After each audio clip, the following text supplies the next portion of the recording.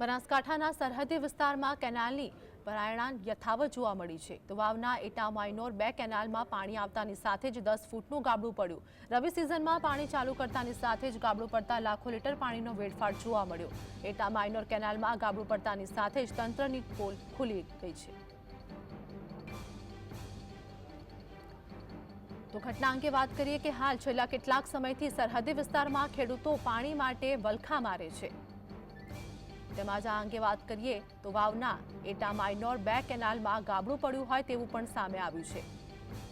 તો ખેડૂતોને અનેક વખત પારાવાર મુશ્કેલી વેઠવાનો વારો આવ્યો છે। આ સાથે જ પાણી આવતાની સાથે જ કેનાલમાં 10 ફૂટનું ગાબડું પડ્યું હોય તેવું પણ સામે આવ્યું છે, જેમાં છેલ્લા કેટલાક સમયથી સરહદી વિસ્તારમાં ખેડૂતોને પાણી માટે એક તરફ વલખા મારે છે તો અનેક વખત ખેડૂતોને હાલાકી વેઠવાનો પણ વારો આવ્યો છે। તો વાવના એટા માઇનોર 2 કેનાલમાં ગાબડું પડ્યું હોય તેવું સામે આવ્યું છે।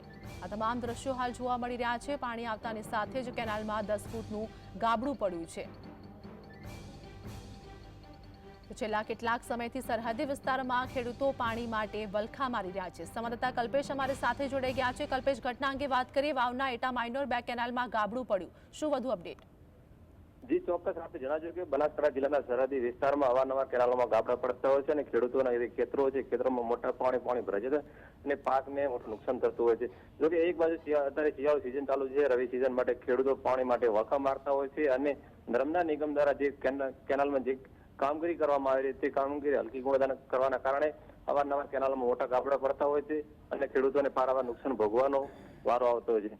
જોકે ખાસ કરીને વાત કરવામાં તો આજે વહેલી સવારે વાવના એટા માઇનોર 2 માં 10 ફૂટથી વધુનું ગાબડું પડ્યું હતું અને લાખો લીટર પાણીનો વેડફાટ થયો હતો। જી, આભાર કલ્પેશ માહિતી બદલ।